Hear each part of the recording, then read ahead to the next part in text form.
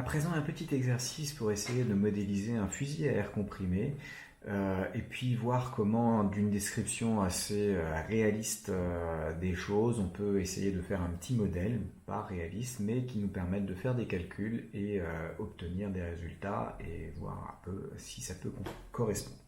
Alors, l'idée est la suivante, vous avez un fusil à air comprimé. Un fusil à air comprimé, c'est quoi? C'est un tube de section constante qui vaut 10 mm², d'une longueur totale grand L de 1 mètre, et dans lequel vous avez un système qui est fermé ici, vous avez votre balle qui est là. Au départ, vous avez une longueur L0 de 5 cm, et on va mesurer la distance X depuis, alors là, l'abscisse, on repère ce module par son abscisse X comptée à partir de l'extrémité fermée, c'est-à-dire ici, ça c'est notre origine, et on a X qui va de ce sens-là, donc X démarre à L0 et peut aller jusqu'à 1 mètre. Une fois qu'on a dépassé les 1 mètre, on est sorti de la zone où l'équation différentielle est correctement valable. Alors, l'énoncé vous dit qu'au départ, on a une pression P1 qui est un certain nombre de fois la pression P0 qui est la pression atmosphérique. Et lors du tir, le gaz se détend brutalement et propulse la balle dans le canon. Donc, moyennant certaines hypothèses, on va pouvoir dire que la force va s'écrire A sur X puissance alpha selon Ux, donc on a une force nette qui va pousser vers la droite. Alors, on demande dans un premier temps de proposer des hypothèses simplificatrices réalistes et une valeur numérique pour l'exposant alpha. Être réaliste, c'est on vous dit que le gaz se détend brutalement, on va supposer que c'est une détente rapide, mais pas trop brutale du point de vue du gaz, c'est-à-dire qu'elle est suffisamment rapide pour qu'on puisse supposer que c'est adiabatique. Le gaz n'a pas le temps d'échanger de transfert thermique, de recevoir un transfert thermique depuis le canon du fusil. En revanche, c'est pas trop brutal dans le sens où pour le gaz, la pression est toujours bien définie, donc ça va être quasi statique pour lui, même si ça peut donner lieu à un départ de balle qui va être à une vitesse relativement importante. Au départ, comme la balle était presque à l'arrêt, vous allez avoir que lorsque la balle se déplace un petit peu, l'ensemble de la pression peut s'harmoniser à l'intérieur de la zone qui est derrière la balle sans que ça pose souci. Alors, si c'est rapide mais pas trop brutal, ça veut dire qu'on va supposer notre transformation adiabatique quasi statique. Bien sûr, mon gaz, c'est un gaz parfait. Les températures à prendre en compte sont relativement faibles. On est à température ambiante et puis comme le gaz se détend, il ne peut que baisser de température. Il ne va pas énormément baisser non plus. Donc on va pouvoir dire que gamma, il est constant et il vaut, comme c'est un gaz diatomique, c'est de l'air, il vaut 1,4. C'est un fusil à air comprimé. Donc on se retrouve avec cette expression-là.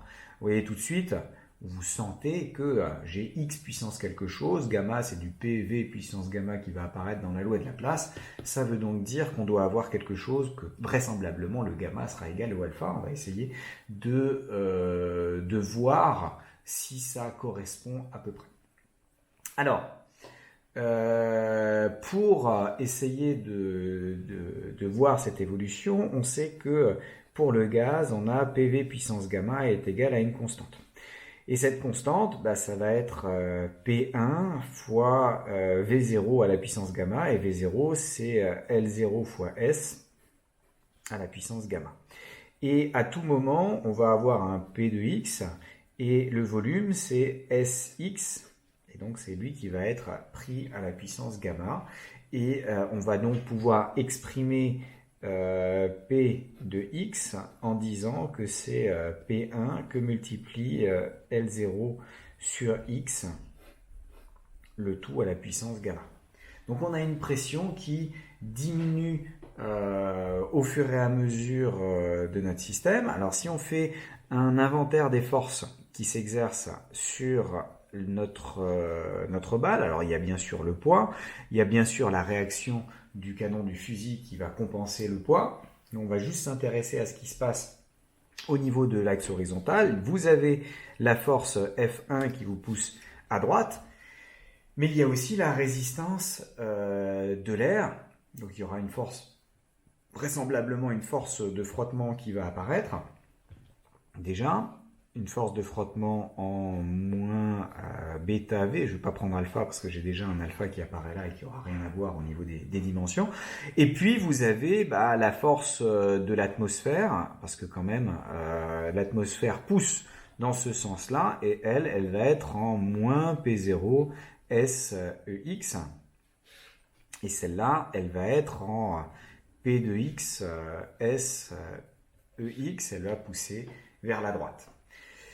Bon, alors si je regarde l'expression de la force par le gaz comprimé, on a bien que ça va s'exprimer en P1 S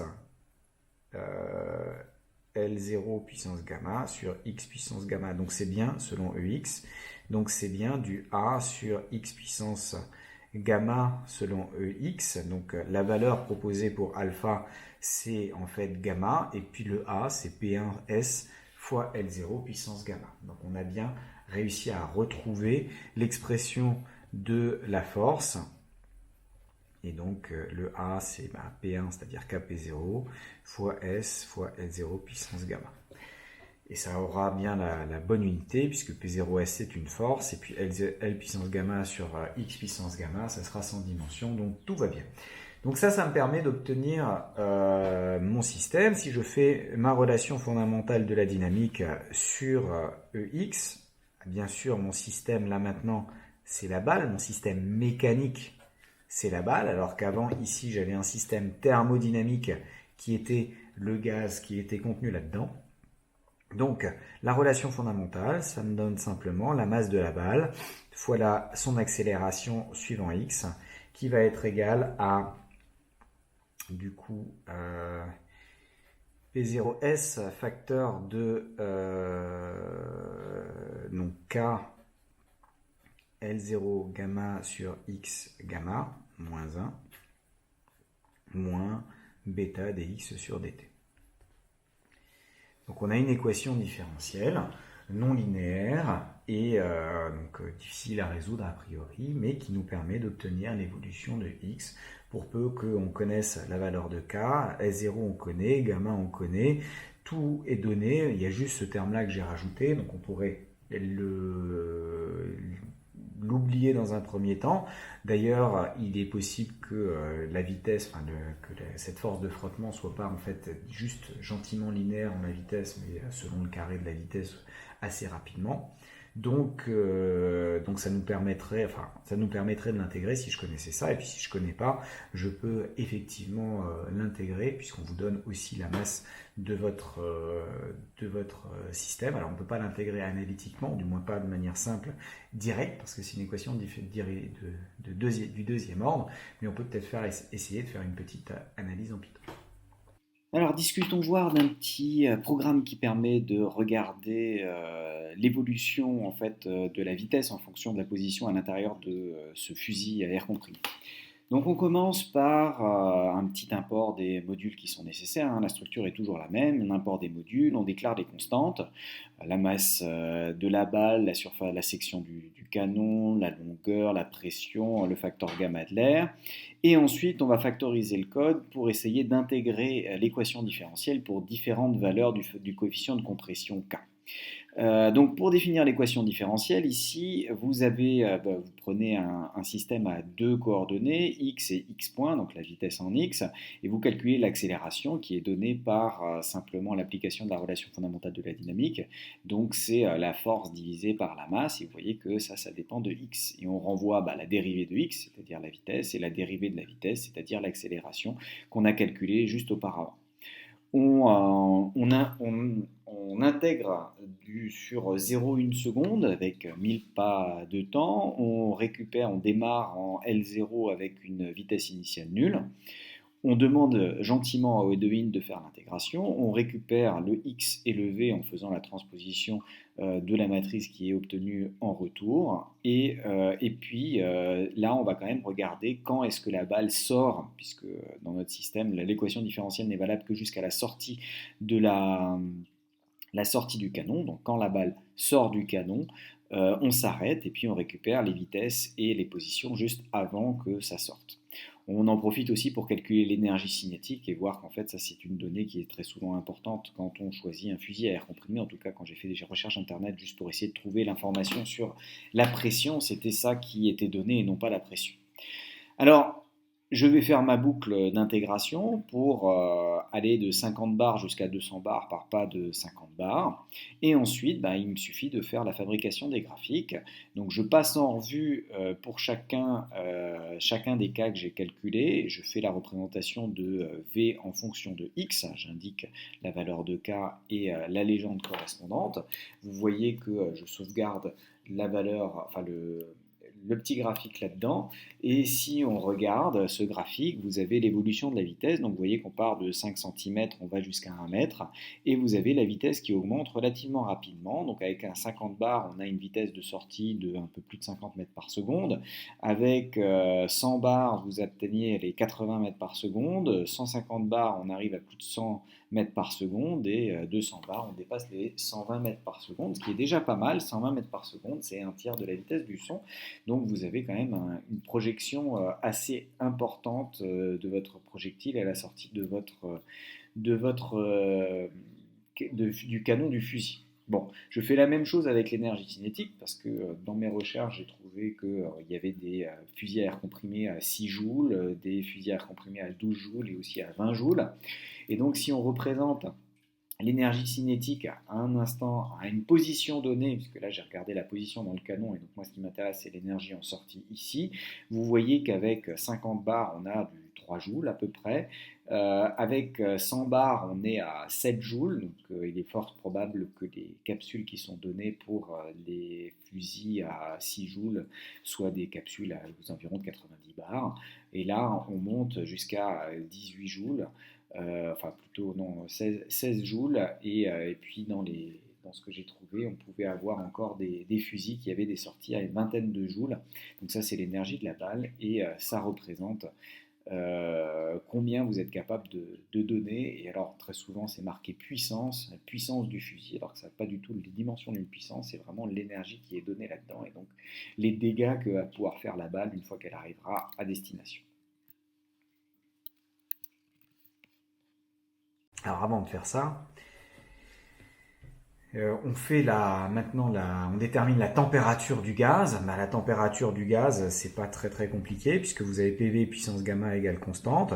Donc si on remplace P par T sur V, puisque c'est nRT sur V et puis le nR va juste intervenir dans les constantes, j'ai T V puissance gamma moins 1 qui sera du coup égal à la température initiale, le volume initial puissance gamma moins 1. Et donc ça c'est Sx, et vous voyez que T c'est T0 fois L0 sur X à la puissance gamma moins 1. Donc en fonction de X, on a une évolution de la température. Et donc comme X augmente, cette température va baisser. Et comme elle augmente d'un facteur 20, vous aurez une baisse d'un facteur 20 à la puissance 0,4, donc à peu près racine de 20, donc au moins une baisse d'un facteur 4 de la température. Donc si on était parti de 300 Kelvin, on arrive à 75 Kelvin, donc ça peut être relativement faible. Quand même vérifier une application numérique, ça me paraît un peu faible, mais pourquoi pas. Donc